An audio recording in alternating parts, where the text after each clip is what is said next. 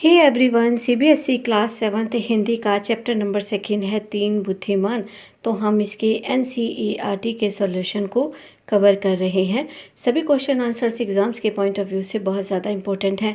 अगर आप इस चैप्टर से रिलेटेड बाकी वीडियोस भी देखना चाहते हैं तो लिंक आपको डिस्क्रिप्शन बॉक्स में मिल जाएगा, आप वहां जाकर उन्हें देख सकते हैं। तो स्टार्ट करते हैं हम अपने प्रश्न उत्तर को। तो जो पहला प्रश्न हम यहाँ पर कवर करेंगे वो है पंक्तियों पर चर्चा। तो पाठ में से चुनकर कुछ पंक्तियां जो हैं वो नीचे दी गई हैं, इन्हें ध्यान से पढ़िए और इन पर अपने विचार प्रस्तुत कीजिए। आपको इनका क्या अर्थ समझ में आया, अपने विचार अपने समूह में भी साझा कीजिए और लिखिए। तो यहाँ जो पंक्तियां दी गई वो पाठ में से ली गई। तो पहली जो पंक्तियां हैं वो है कि रुपए पैसे के स्थान पर तुम्हारे पास पैनी दृष्टि होगी और सोने चांदी के स्थान पर तीव्र बुद्धि होगी। ऐसा धन संचित कर लेने पर तुम्हें कभी किसी प्रकार की कमी ना रहेगी और तुम दूसरों की तुलना में 19 नहीं रहोगे। तो ये वाली जो सीख है ये पिता अपने 3 बेटों को देता है। पिता उन्हें कहता है कि हमारे पास पैसा नहीं है लेकिन मैं तुम्हें ज्ञान की बात बताता हूँ। तो आखिर आप इन पंक्तियों से क्या समझते हैं? तो उत्तर होगा कि इस पंक्ति का मतलब यह है कि यदि किसी के पास तेज बुद्धि और सही दृष्टिकोण है तो वह जीवन में सफल हो सकता है, भले ही उसके पास भौतिक संपत्ति ना हो। यह ज्ञान और अनुभव की महत्ता को बताता है। ये हमें बताता है कि जीवन जीने के लिए केवल सोना चांदी गहने ही जरूरी नहीं होता है, बल्कि हमें तीव्र बुद्धि की आवश्यकता होती है। चीज़ों को समझने का, परखने का सही दृष्टिकोण होना चाहिए और उसके साथ ही हम अपने जीवन में अगर इन दोनों का प्रयोग करते हैं तो हम अपने जीवन में हमेशा सफल हो जाते हैं। और जो चीज़ें हमारे पास नहीं हैं, भौतिक सुख संपदा, हम उनको भी हासिल कर लेते हैं। अगर हमारे पास बुद्धि का अभाव है, अगर हमारे पास ज्ञान का अभाव है तो हम अपने पास अर्जित धन संपदा को भी खो सकते हैं। तो यहाँ पर इन पंक्तियों का यही अर्थ है। तो अगली पंक्तियाँ हैं, हर वस्तु और स्थिति को पूर्णतः समझने और जानने का प्रयास करो, कुछ भी तुम्हारी दृष्टि से ना बच पाए। ये बात भी जो है पिता अपने तीनों बेटों को समझा रहा है। तो इन पंक्तियों का जो मतलब है वो यही होगा। यहाँ ये समझाने की कोशिश की गई है कि ध्यानपूर्वक निरीक्षण और सोच से ही हम सही निर्णय ले सकते हैं। यह पंक्ति हमें सतर्क रहना, जागरूक रहना और जिज्ञासु रहने की प्रेरणा देती है, क्योंकि अगर हम जब तक जिज्ञासु नहीं रहेंगे तब तक हमें नई नई चीज़ें सीखने की प्रवृत्ति नहीं पैदा कर सकेंगे। और उसके साथ अगर हम चीज़ों को सही तरीके से निरीक्षण नहीं करते, अगर हम सही तरीके से चीज़ों को नहीं परखते तो हम कभी भी सही निर्णय नहीं ले सकते। हमेशा इंसान को निर्णय अपनी परिस्थितियों को देखते हुए लेना चाहिए। कई बार ज़रूरी हो जाता है कि हमें अपने कदम पीछे हटाने पड़ जाएं, क्योंकि ज़रूरी नहीं कि हर जगह हमारी जीत हो। और जहाँ हमें लगे कि यहाँ हम हार सकते हैं, हमारा ज़्यादा नुकसान है, तो हमें बिना सोचे समझे अपने कदम पीछे हटा लेने चाहिए। और जहाँ हमें लगे कि जीत निश्चित है वहाँ हमें आगे बढ़ना चाहिए। तो इस प्रकार से कहा जाता है कि परिस्थितियों के अनुसार ही हमें सही निर्णय लेना चाहिए। और वो तभी होगा जब हम अपनी बुद्धि को तीव्र रखेंगे, चीज़ों को, परिस्थितियों को सही तरीके से हम समझने की ताकत रखेंगे। तो अगली पंक्तियां हैं, हमने अपने परिवेश को पैनी दृष्टि से देखने और बुद्धि से सोचने के प्रयास में बहुत समय लगाया है। तो ये जो बात है ये तीनों भाइयों ने राजा से कही थी। तो इन पंक्तियों में वो क्या बताते हैं कि इन पंक्तियों में बताया गया कि किसी बात की सच्चाई को जानने के लिए दिमाग से चीज़ों को समझकर ही कोई निष्कर्ष निकाला जा सकता है। ये मेहनत, निरीक्षण और तार्किक सोच की भूमिका को स्पष्ट करता है, क्योंकि भाइयों ने हमेशा अपनी परीक्षा को बड़े अच्छे तरीके से जो है सफल कर लिया था।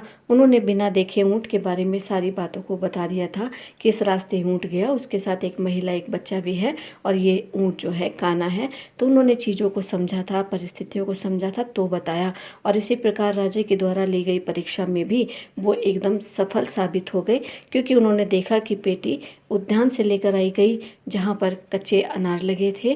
पेटी हल्की थी और पेटी में कुछ लुढ़क रहा था। तो इसी वजह से उन्होंने ये अंदाज़ा लगा लिया कि इस पेटी में हो ना हो कच्चे अनार ही हैं। तो इस प्रकार से वो राजा के द्वारा दी गई परीक्षा में भी सफल हो गए और उन्होंने राजा के दरबार में नौकरी को प्राप्त किया। और इस प्रकार उन्होंने अपनी मेहनत से, अपने निरीक्षण की शक्ति से, अपनी तार्किक सोच से अपने लिए दरबार में जगह बनाई। तो ये जो पंक्तियाँ हैं वो यही बताती हैं कि अपने परिवेश को, अपनी परिस्थितियों को पैनी दृष्टि से देखो और उसका अच्छी तरीके से निरीक्षण करो। अब अगला प्रश्न जो आ जाता है वो आ जाता है मिलकर करें मिलान।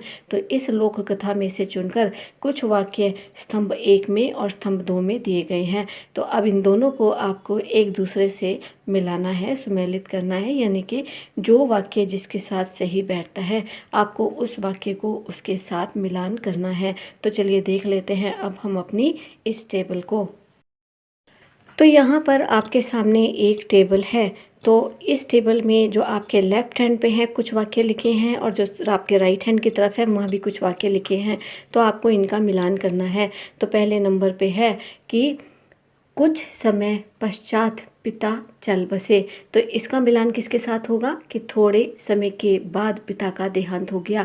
तो ये दोनों ही बातें बिल्कुल एक समान हैं, बल्कि अलग अलग तरीके से लिखी गई लेकिन मतलब एक ही है। तो इसका मिलान जो है इसके साथ हो जाएगा। अब दूसरा वाक्य है कि हम कहीं भी जाएं पर हम भूखे नहीं मरेंगे। तो यहाँ पर इसका मिलान 5 नंबर से होगा कि हम चाहे जहाँ भी रहें हमें खाने के लिए कुछ ना कुछ मिल ही जाएगा। और ये बात जो थी वो तीनों भाइयों ने बोली थी कि हम चाहे कहीं भी जाएंगे लेकिन हम भूखे नहीं मरेंगे, चाहे तो हमें खेतों में ही काम करना पड़ जाए लेकिन हम काम करेंगे और अपने लिए खाना जुटा लेंगे। ये बात उन्होंने तब बोली थी जब पिता के देहांत के उपरांत उन्होंने भ्रमण करने के लिए मन को बनाया था। तो इसके बाद आ जाते हैं तीसरे नंबर के पॉइंट पर कि घुड़सवार ने तीनों भाइयों को शंका की दृष्टि से देखा। तो इसका मिलान जो होगा वो होगा पहले नंबर से कि घोड़े पर सवार व्यक्ति ने तीनों भाइयों को संदेह युक्त दृष्टि से देखा या उसको शक की दृष्टि से देखा। तो यहाँ पर क्या मतलब हुआ, दोनों बातों का मतलब एक ही है कि घोड़े पर सवार एक व्यक्ति था और उसने तीनों भाइयों को शंका की दृष्टि से देखा और तीनों भाइयों को अविश्वास की दृष्टि से देखा। तो इस वजह से इसका मिलान जो है इसके साथ हो जाएगा। तो जो अगला पॉइंट है वो है, तो अगला वाक्य है कि बचपन से ही हमें ऐसी आदत पड़ गई है कि हम कुछ भी अपनी दृष्टि से नहीं चूकने देते। तो इसका मिलान इसके 4th नंबर के साथ ही होगा कि बचपन से ही हमें आदत हो गई है कि हम हर छोटी बड़ी वस्तु पर ध्यान अवश्य देते हैं। क्योंकि तीनों भाइयों ने अपनी पिता की सीख को अपनाया था। उनके पिता ने उन्हें यही ज्ञान दिया था कि हर छोटी से छोटी बात का निरीक्षण करो, हर चीज़ महत्वपूर्ण होती है, उसे कभी नज़रअंदाज ना करो और अपनी बुद्धि का हमेशा इस्तेमाल करो। तो अगला प्रश्न होगा, तो जो अगला पॉइंट है वो होगा कि लोगों के आश्चर्य का ठिकाना ना रहा। तो इसका मिलान हो जाएगा 3rd नंबर के साथ कि लोग इतने अचंभित थे कि उनका आश्चर्य व्यक्त करना ही कठिन था। क्योंकि जब तीनों भाइयों ने राजा के दरबार में बिना देखे ये बता दिया कि पेटी के अंदर कच्चे अनार हैं, तो राजा भी बहुत हैरान रह गया और दरबार में उपस्थित जो लोग थे वो भी बहुत ज़्यादा हैरान थे कि आखिर ये बिना देखे इतनी सटीकता के साथ हर चीज़ को कैसे बता देते हैं। इनकी विश्लेषण शक्ति है वो कितनी ही ज़्यादा अद्भुत है। तो इसी वजह से लोग आश्चर्यचकित थे और उसके साथ साथ राजा भी आश्चर्यचकित था। तो स्टूडेंट यहाँ पर हमने किया मिलान स्तंभ 1 का स्तंभ 2 के साथ। तो उम्मीद है कि आंसर आपको बहुत अच्छे से समझ आ गए होंगे। वीडियो को लाइक कमेंट शेयर कीजिए, सब्सक्राइब कीजिए ताकि आने वाला हर वैल्यूएबल वीडियो आप तक पहुँचे। इसके लिए आपको नोटिफिकेशन बेल को भी प्रेस करना है। मिलते हैं हम अपने नेक्स्ट वीडियो में। Till then keep watching, stay connected. Thank you.